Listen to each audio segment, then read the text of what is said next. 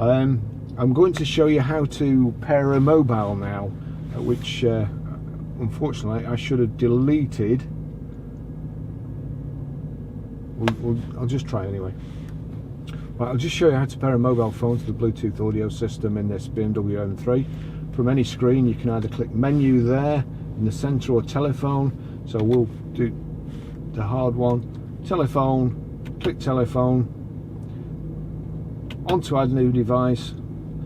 Use your Bluetooth device to start search for devices. The vehicle will identify itself as, that's good, 98276. There we go, Bluetooth on. Use your Bluetooth device to start search for devices. The vehicle will identify itself. So it's come up, BMW 98276, click on there, okay.